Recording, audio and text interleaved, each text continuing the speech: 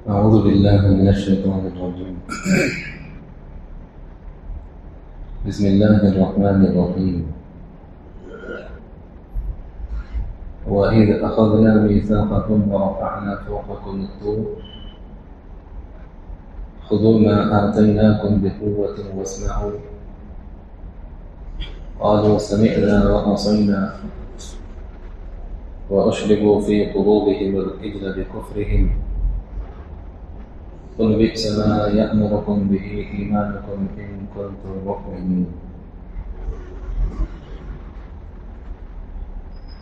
وإذ أخذنا ميثاقكم، وہ وقت بھی یاد کرنے کے لائق ہے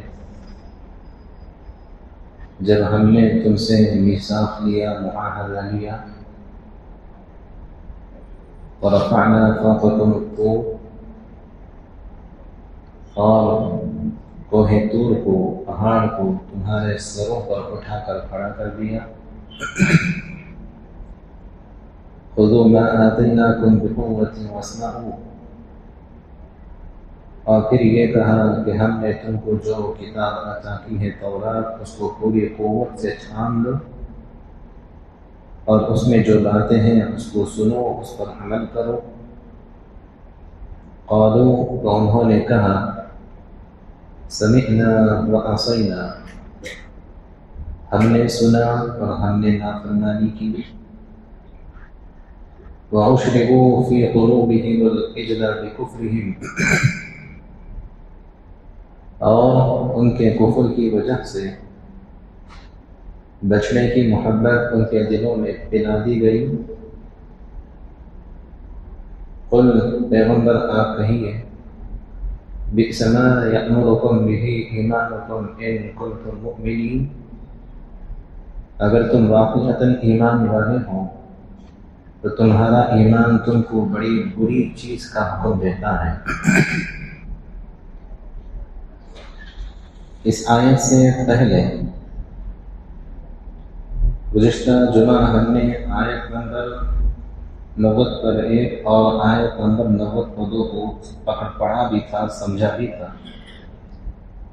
اس میں یہ بات سامنے آئی تھی کہ اللہ تبارک و تعالیٰ نے اپنی جانب سے جتنے انبیاء اور رسولوں کو مبعوث فرمایا، تمام نبیوں اور رسولوں پر ایمان لانا ضروری ہے، اور اللہ تعالیٰ نے اپنی جانب سے جتنی کتابیں اتاری، تمام کتابوں کو اللہ کی اتاری ہوئی کتاب ماننا اور اس پر ایمان لانا ضروری ہے. اللہ تبارک و تعالیٰ نے حضور اکرم صلی اللہ علیہ وسلم کے زمانے میں یہودیوں سے یہ فرمایا کہ تم لوگ قرآن مجید پر ایمان لاؤ. تو یہودیوں نے یہ کہا کہ ہمارے اوپر جو تورات اتاری گئی ہے ہم اس پر تو ایمان لائیں گے، لیکن ہمارے کتاب کے علاوہ جتنی کتابیں اتاری گئی ہیں ہم ان میں سے کسی کو بھی نہیں مانتے، سب کا انکار کرتے ہیں، کفر کرتے ہیں. اللہ تبارک و تعالیٰ نے فرمایا تھا کہ جتنی بھی کتابیں آئیں اور قرآن مجید آیا وہ تو انہی باتوں کی تصدیق کرنے والا ہے جو پہلے سے تمہاری کتاب تورات کے اندر موجود ہیں. تو لہٰذا اسی بات کو آگے بڑھاتے ہوئے اللہ تبارک و تعالیٰ یہودیوں نے جو خطائیں کی، جو ان سے غلطی ہوئی، اس کو یہاں پر بیان فرما رہے ہیں. یہ قصہ کہ حضرت موسیٰ علیہ السلام نے بنی اسرائیل کو، یہودیوں کو اپنے ساتھ لیا اور تورات لینے کے لیے کوہ طور پر پہنچے. انہوں نے ماننے سے انکار کر دیا، یہ کہا کہ اللہ ہمارے سامنے آئے، ہم اس سے بات کرنا چاہتے ہیں، وہ ہمارے سامنے کیوں نہیں آتا؟ اگر وہ آ کر کہیں کہ تورات اس کی کتاب ہے ہم مانیں گے. تو پچھلے آیتوں میں یہ قصہ گزر چکا، وہاں میں نے تفصیل سے یہ بات بتا دی تھی کہ اللہ تعالیٰ نے ان کو ڈرانے کے لیے، ان سے اخراج لینے کے لیے تو طور پہاڑ کو جڑ سے اکھاڑا، یعنی اس کا ایک حصہ اکھاڑ کر ان کے سروں پر کھڑا کر دیا. کہا کہ میری کتاب ہے، بات مان لو ورنہ اس پہاڑ کو تمہارے سروں پر ڈال دوں گا، تمہارے اوپر گرا دوں گا. تو انہوں نے فوراً مان لیا۔ جو قصہ میں نے پیچھے بتایا تھا اسی قصے کا دوبارہ ذکر ہے، میں بس ترجمہ کر کے آگے بڑھ جاتا ہوں۔ اللہ فرماتے ہیں وَإِذْ، اس وقت کو یاد کرو، یہ سورہ بقرہ کی آیت نمبر 3 ہے۔ وَإِذْ، اس وقت کو یاد کرو، أَخَذْنَا مِيثَاقَكُمْ، ہم نے تم سے معاہدہ لیا، وَرَفَعْنَا فَوْقَكُمُ الطُّورَ، اور تمہارے سروں پر کوہ طور کو اٹھا کر کھڑا کر دیا۔ پھر کہا خُذُوا مَا آتَيْنَاكُمْ، ہم جو تم کو تورات دے رہے ہیں اس کو مضبوطی سے پکڑو، بِقُوَّةٍ وَاسْمَعُوا، اور اس کے اندر جو باتیں ہیں اس کو سنو اور اس پر چلو۔ تو قالوا، تو انہوں نے کہا سمعنا، ہم نے سن لیا، جو کچھ تورات میں ہے ہم نے پڑھ لیا، جو کچھ تورات میں احکامات ہیں ہم نے ان سب کو سن لیا، لیکن ہم کہتے ہیں وَعَصَيْنَا، ہم نافرمانی کریں گے، اس پر نہیں چلیں گے۔ آپ کا حکم ہے ہم مان تو لیں گے، وَعَصَيْنَا، لیکن ہم انکار کر دیں گے، نافرمانی کریں گے، اس پر نہیں چلیں گے۔ عجیب و غریب قوم تھی، سب کچھ دیکھ رہے ہیں، اللہ کی آواز کو بھی انہوں نے سنا تھا، دور کو سر کے اوپر بھی انہوں نے سب کچھ دیکھا تھا، پھر بھی کہتے ہیں سن تو لیا ہے مگر ہم اس پر چلیں گے نہیں۔ اللہ فرماتے ہیں وَأُشْرِبُوا فِي قُلُوبِهِمُ الْعِجْلَ، بچڑے کی پرستش کی جو محبت تھی، بچڑے کی جو محبت تھی ان کے کفر کی وجہ سے دلوں کے اندر بٹھا دی گئی۔ اب بچڑے کو جو انہوں نے ذبح کیا، پھر اس کی جو پوجا کی وغیرہ وغیرہ، یہ ساری تفصیلات پیچھے میں نے تفصیل سے بیان کر دی ہیں، دوبارہ اس کو لوٹائیں گے نہیں۔ قل، اللہ فرماتے ہیں پیغمبر آپ کہہ دیجئے بئس ما یأمرکم بہ ایمانکم ان کنتم مؤمنین، اگر تم واقعتاً ایمان والے ہو تو تمہارا ایمان بڑی بری چیز کا تم کو حکم دیتا ہے۔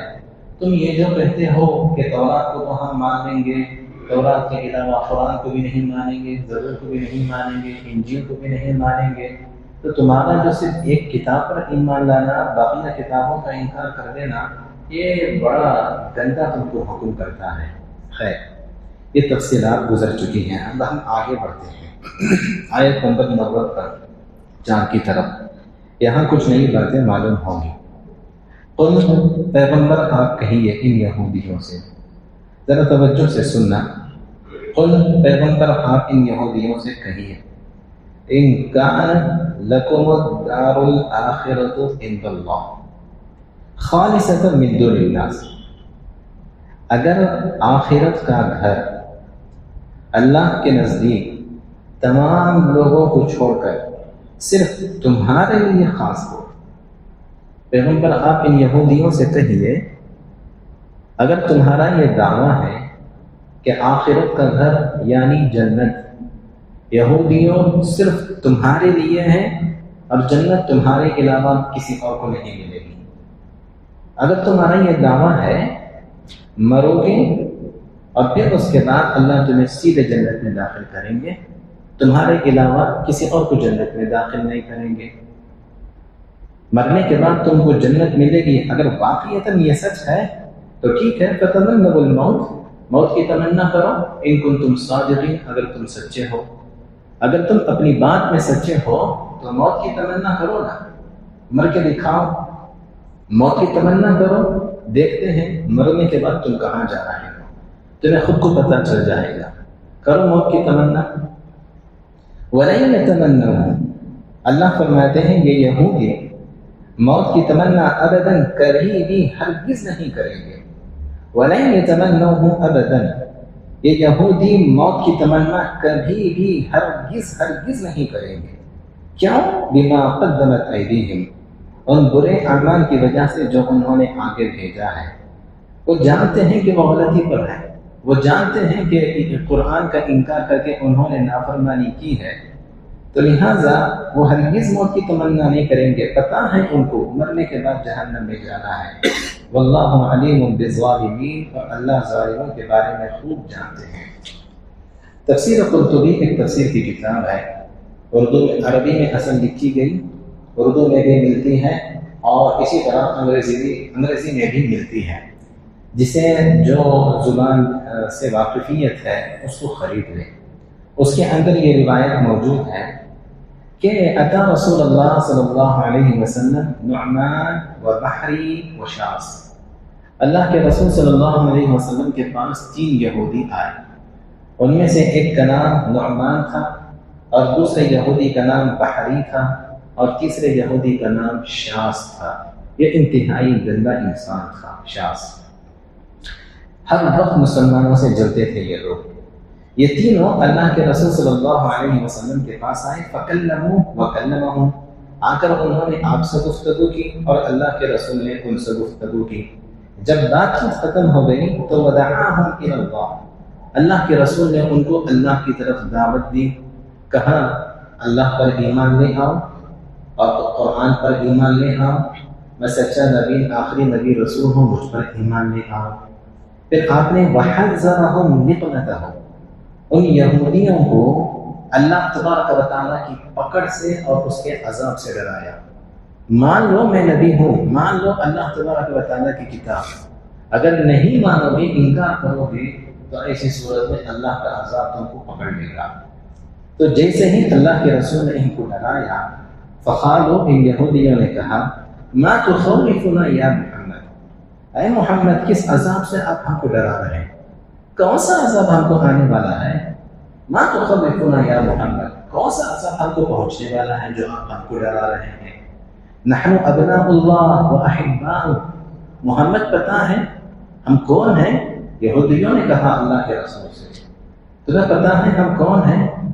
ہم اس پوری کی پوری انسانیت میں اللہ کے سب سے محبوب ترین بندے ہیں، سب سے زیادہ پسندیدہ بندے ہیں۔ پھر کہا نحن ابناء اللہ، پتہ ہے ہم کون ہیں محمد؟ ہم اللہ کے بچے ہیں، اللہ کے بیٹے ہیں ہم لوگ، جو انہوں نے لکھا ہے۔ پھر کہا جب ہم اللہ کے بچے ہیں، اللہ ہمارے باپ کی طرح ہے، تو ایسی صورت میں کیا کوئی باپ اپنی اولاد کو جہنم میں ڈالے گا؟ کیا کوئی باپ اپنے اولاد کو عذاب دے گا؟ کس عذاب سے آپ ہم کو ڈرا رہے ہیں؟ تو اللہ تبارک و تعالیٰ نے اس وقت میں یہ آیت اتاری۔ میں آپ کو بتاتا ہوں، قرآن مجید کے پہلے پارے میں یہ ایک آیت ہے، انہوں نے یہ کہا لن يدخل الجنة الا من كان هودا او نصارى، یہودی یہ دعویٰ کیا کرتے تھے کہ یہودی ہی جنت میں داخل ہوں گے، ان کے علاوہ کوئی نہیں داخل ہوگا۔ نصارہ یہ دعویٰ کرتے تھے کہ نصارہ ہی جنت میں داخل ہوں گے اور کوئی داخل نہیں ہوگا۔ ٹھیک ہے، درمیان میں ایک بات یاد آ گئی، ممکن ہے کہ آئندہ مجلس میں کوئی نہ ہو، اس لیے بتا دیتا ہوں۔ دیکھیں یہ 2 لفظ استعمال کیے جاتے ہیں، ایک ہے عیسائی اور ایک ہے نصارہ، نہیں، ایک ہے مسیحی ایک ہے نصارہ۔ ٹھیک، مسیحی کسے کہتے ہیں؟ جو حضرت عیسیٰ علیہ السلام کو اللہ کا نبی مانتے تھے، جو حضرت عیسیٰ علیہ السلام کو اللہ کا برگزیدہ نبی مانتے تھے۔ نصارہ کسے کہتے ہیں؟ جو حضرت عیسیٰ علیہ السلام کو اللہ کا بیٹا مانتے تھے۔ الگ الگ ہیں یہ، بولنے میں ایک ہی استعمال کیا جاتا ہے۔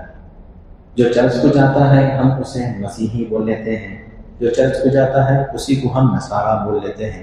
اگر کتاب کی زبان میں آپ دیکھیں گے تو دونوں کے درمیان فرق ہوگا۔ جو ان کو اللہ کا نبی مانتے تھے ان کو مسیحی کہتے ہیں، اور جو ان کو اللہ کا بیٹا مانتے تھے ان کو نصارہ کہتے ہیں۔ انہی میں سے ایک جماعت آگے چل کر پیدا ہو گئی، انہوں نے کہا ارے اللہ کا بیٹا نہیں بھائی، اللہ ہی انسان کی شکل میں آیا تھا۔ ان کے اندر بہت سارے گروپ جماعتیں رہی ہیں۔ انشاءاللہ جب اس بارے میں آیت آئے گی وہاں پر تفصیل سے میں آپ کو بتانے کی کوشش کروں گا۔ تو حضور اکرم صلی اللہ علیہ وسلم کے زمانے میں یہ لوگ کہتے تھے، یہودی کہتے ہیں صرف یہودی جنت میں جائے گا، مرے گا تو یہودی جنت میں جائے گا۔ نصارہ کہتے تھے صرف نصارہ جنت میں جائیں گے، مرتے ہی جنت میں جائیں گے۔ تو جب انہوں نے اس طرح کا دعویٰ کیا اور آ کر یہ کہا، ٹھیک ہے، امام شاہ ولی اللہ رحمۃ اللہ علیہ کی ایک کتاب ہے جس کا نام ہے الفوز الکبیر۔ عربی فارسی زبان میں لکھی گئی، اسے عربی زبان میں بھی لکھا گیا، پھر اس کے بعد اسے اردو زبان میں بھی لکھا گیا ہے، انگریزی زبان میں ہے یا نہیں مجھے پتہ نہیں۔ تو الفوز الکبیر ایک کتاب ہے، اس کے اندر حضرت شاہ ولی اللہ رحمۃ اللہ علیہ نے لکھا ہے اللہ تبارک و تعالیٰ نے تورات کے اندر یہودیوں کے ساتھ بات کرنے کا ایک خاص انداز رکھا تھا۔ جیسے قرآن مجید میں اللہ اس امت سے بات کرنے کے لیے ایک خاص انداز استعمال کرتے ہیں، یا ایھا الذین آمنوا، اے ایمان والو، یا ایھا الذین آمنوا، اے ایمان والو، یا ایھا الناس، اے لوگو۔ یہ قرآن مجید میں اللہ ہم سے اس طرح سے بات کرتے ہیں۔ تو تورات کے اندر حضرت شاہ ولی اللہ رحمہ اللہ نے الفوز الکبیر میں لکھا ہے، تورات کے اندر اللہ نے انداز اس طرح سے رکھا تھا، اے میرے بچوں، اے میرے پسندیدہ بندو، اس طرح سے اللہ ان سے گفتگو کرتے تھے۔ اب اللہ نے جیسے ہمارے لیے ایک انداز استعمال کیا، ان کے لیے ایک انداز رکھا تھا، تو انہوں نے اس کو اصلی میں ہی لے لیا۔ اللہ محبت کا اظہار کرنے کے لیے اے میرے بچے، اے میرے پسندیدہ بندے بولتے تھے، لیکن انہوں نے استعمال کر دیا کہ ہم اللہ ہی کے بچے ہیں، اللہ ہمارے والد کے جیسے ہیں۔ تو انہوں نے وہی کہا، ہم اللہ کے بچے، اللہ کے محبوب بندے۔ باپ اپنے اولاد کو کیسے آگ میں ڈال سکتا ہے، کیسے جہنم میں ڈال سکتا ہے؟ تو جب انہوں نے یہ کہا یہودی مرے گا جنت میں جائے گا، نصارہ مرے گا جنت میں جائیں گے، تو اللہ نے اس وقت میں کہا کہ قل ان كانت لكم الدار الآخرة عند الله خالصة من دون الناس، کہ ساری انسانیت کو چھوڑ کر جنت اگر صرف تمہارے لیے ہی ہے، اگر تمہارا یہ دعویٰ ہے تو فتمنوا الموت، ابھی موت کی تمنا کرو، بولو اے اللہ ہمیں موت دے، بول کر تو دکھاؤ ان کنتم صادقین، اگر تم اپنی بات میں سچے ہو۔ اب کیا وہ تمنا کرتے ہیں؟ اللہ فرماتے ہیں وَلَن يَتَمَنَّوهُ أَبَدًا۔ حضور اکرم صلی اللہ علیہ وسلم کی یہ روایت ہے، بخاری شریف میں موجود ہے، ابن عباس رضی اللہ عنہما فرماتے ہیں جب یہ اللہ نے ہم سے کہا کہ موت کی تمنا کرو، اللہ کے رسول فرماتے ہیں لو ان اليهود تمنوا الموت لماتوا، اگر اللہ کی یہ بات مان کر، اللہ کے اس حکم کو مان کر موت کی تمنا کرتے نہ، اسی وقت اللہ ان کو موت دے دیتا۔ ان کو معلوم ہے نہیں کیا۔ وَلَن يَتَمَنَّوهُ أَبَدًا بِمَا قَدَّمَتْ أَيْدِيهِمْ، ان کے گندے اعمال کی وجہ سے وہ ہرگز موت کی تمنا نہیں کریں گے۔ وَاللَّهُ عَلِيمٌ بِالظَّالِمِينَ، اور اللہ ظالموں سے خوب واقفیت رکھتے ہیں۔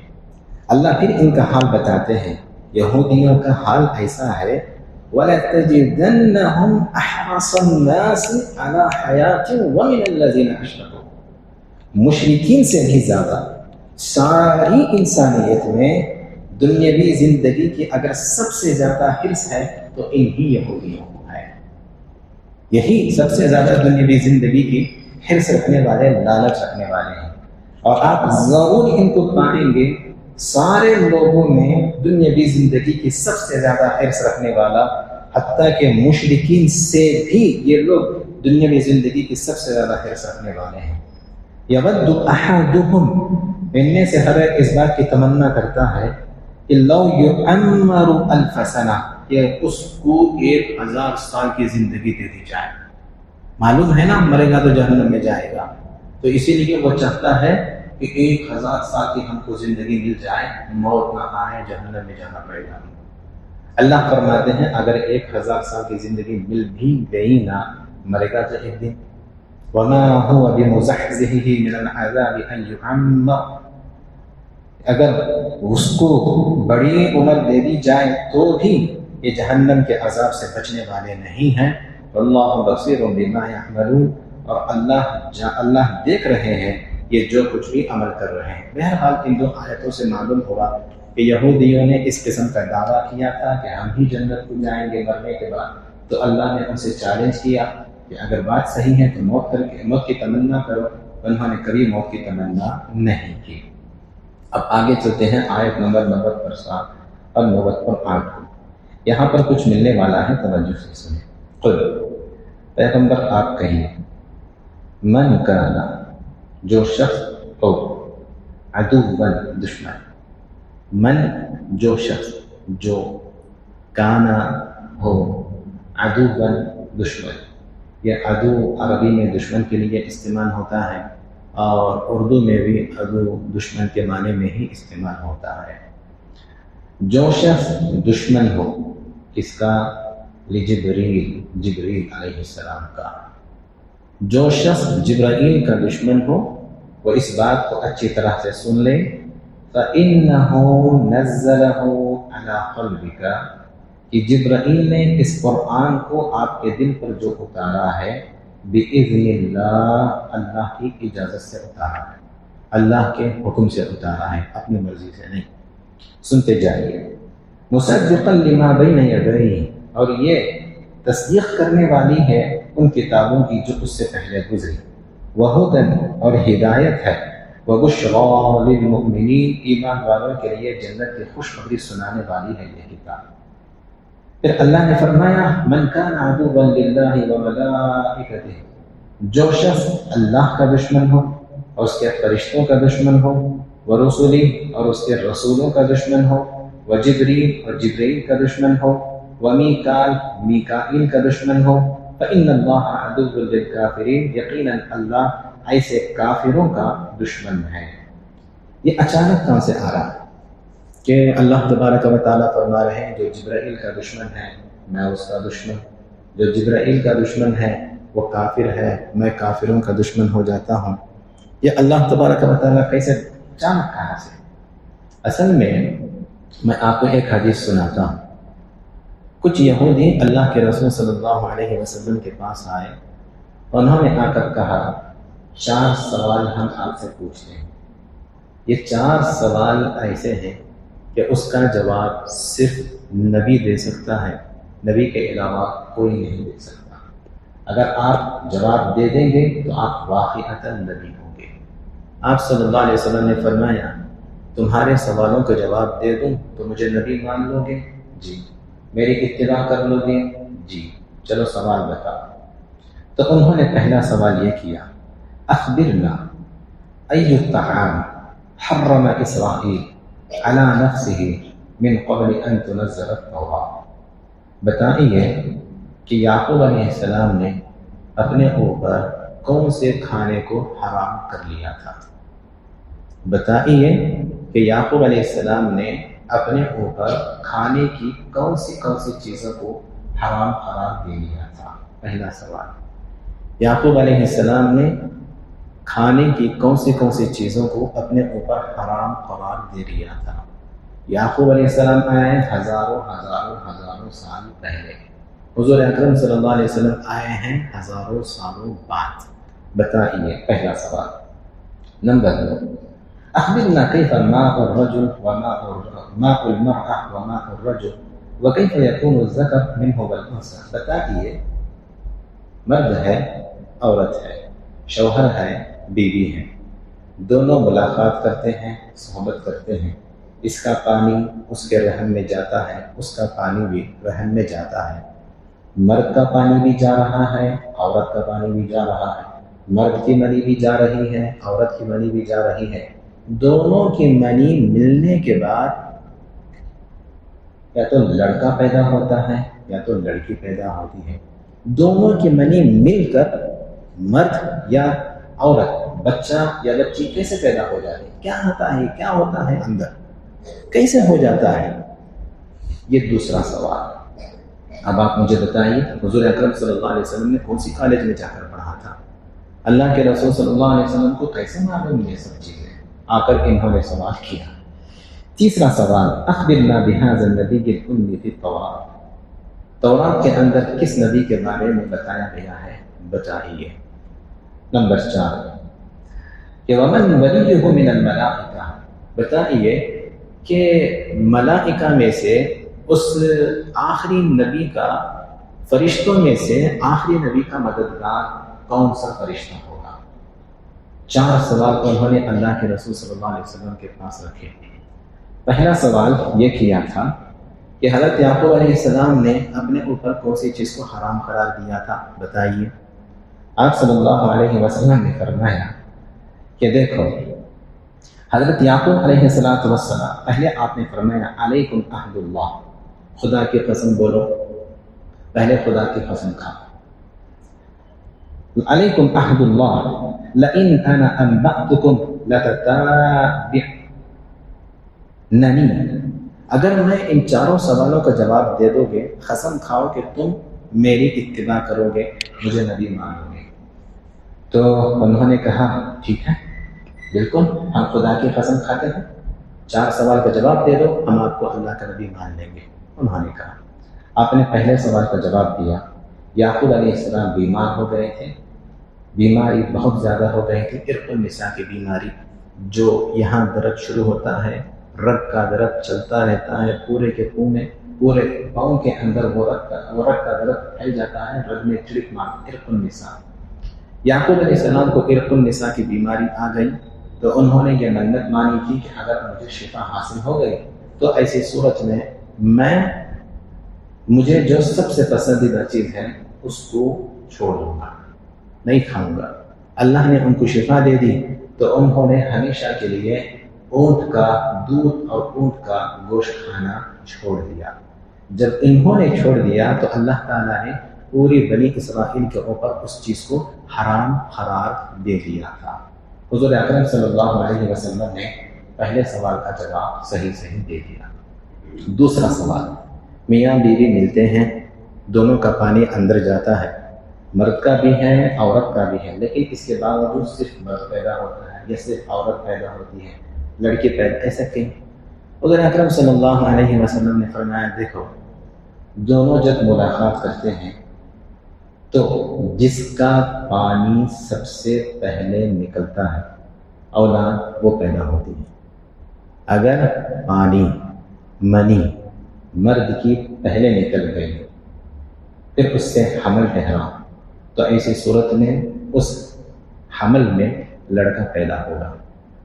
اگر صحبت کے وقت میں لڑکی عورت کا پانی جلدی نکل گیا، اس کی منی پہلے نکلی مرد سے، تو ایسی صورت میں اس حمل سے جو پیدا ہوگا وہ لڑکی ہوگی۔ آپ نے فرمایا جس کا پانی پہلے نکلتا ہے اس کے حساب سے بچہ پیدا ہوتا ہے۔ پھر آپ صلی اللہ علیہ وسلم نے فرمایا ان دونوں کے پانی میں جس کا پانی زیادہ ہوتا ہے، مرد کا زیادہ ہے یا عورت کا پانی زیادہ ہے، اب مرد کی منی زیادہ ہے یا عورت کی منی زیادہ ہے، آپ نے فرمایا کہ دیکھو پانی جس کا زیادہ ہوگا، منی جس کی زیادہ ہوگی، لڑکا اس خاندان کی طرف جائے گا، اس کا چہرہ، اس کی شکل و صورت اس خاندان کی طرف جائے گی۔ بولتے ہیں نانی کے خاندان کو گیا، دادا کے خاندان کو گیا۔ اگر منی مرد کی زیادہ ہے تو اسی صورت میں پیدا ہونے والا بچہ ہو یا بچی ہو، اس کی شکل و صورت باپ کے خاندان والوں سے ملے گی۔ اگر منی عورت کی زیادہ ہے تو ایسی صورت میں آپ نے فرمایا بچہ یا بچی جو بھی پیدا ہوگی اس کی شکل و صورت، اس کی شباہت وہ ماں کے خاندان کے مردوں اور عورتوں سے، اس خاندان کے افراد سے ہوگی۔ انہوں نے فرمایا بالکل صحیح بولا آپ۔ دوسرے سوال کا بھی جواب دے دیا۔ تیسرا سوال انہوں نے کہا تھا کہ تورات میں کس کا ذکر ہے؟ آپ نے فرمایا کہ تورات میں جس کا ذکر ہے وہ نبی ہوں گے، امی ہوں گے، اور یہ ذکر ہے اس میں تورات میں، آپ نے کبھی تورات نہیں پڑھی تھی، آپ نے فرمایا تورات میں یہ ذکر ہے کہ دیکھو وہ نبی جو ہوں گے جب سوئیں گے تو آنکھیں بند ہوں گی لیکن ان کا دل جاگ رہا ہوگا۔ انہوں نے کہا ہماری تورات میں ایسے ہی لکھا ہوا ہے۔ چوتھا سوال انہوں نے کیا تھا کہ اس نبی کا مددگار فرشتہ کون ہوگا؟ آپ صلی اللہ علیہ وسلم نے فرمایا کہ اس آخری نبی کا مددگار فرشتہ جبرائیل ہوں گے۔ یہ سوال چوتھا آپ نے جواب دے دیا، جبرائیل ہوں گے۔ جبرائیل علیہ السلام وہ فرشتے تھے کہ پچھلی قوموں کو ہلاک اور تباہ کرنے کے لیے، عذاب اتارنے کے لیے اللہ نے ان کو بھیجا تھا، قوم عاد کو، قوم سمود کو وغیرہ کو۔ تو جیسے ہی انہوں نے کہا جبرائیل، ارے وہ تو عذاب لانے والا ہے، اگر جبرائیل تمہارے پاس لے کر آنے والے ہیں، نہ جبرائیل کو ہم مانیں گے نہ تم کو ہم مانیں گے، وہ تو ہمارا دشمن ہے۔ جب انہوں نے یہ گفتگو کی کہ جبرائیل ہمارا دشمن، ہم جبرائیل کے دشمن، تو یہ قصہ جب ہوا اس وقت میں یہ آیت اتری۔ اللہ نے کہا کہ جو جبرائیل کا دشمن ہے وہ سن لے، جبرائیل اپنی طرف سے نہیں، اللہ کی طرف سے آیتوں کو لے کر آتے ہیں، وہ کوئی عام فرشتے نہیں، ہم ان کو بھیج رہے ہیں۔ پھر اللہ نے فرمایا جو جبرائیل کا دشمن ہوگا، میکائیل کا دشمن ہوگا، رسولوں کا دشمن ہوگا، فرشتوں کا دشمن ہوگا اور اللہ کا دشمن ہوگا، اللہ ان لوگوں کا دشمن ہوگا۔ آپ سمجھ رہے ہیں یہ قصہ ہوا تھا، تو ان کی تردید میں اللہ تبارک و تعالیٰ نے ان آیتوں کو اتارا تھا۔ اللہ تبارک و تعالیٰ سے دعا فرمائے کہ ہمیں ان چیزوں کو سمجھنے کی توفیق عطا فرمائے، اور اسی طرح سے اللہ کی تمام آیتوں پر ایمان لانے کی توفیق عطا فرمائے۔ آمین۔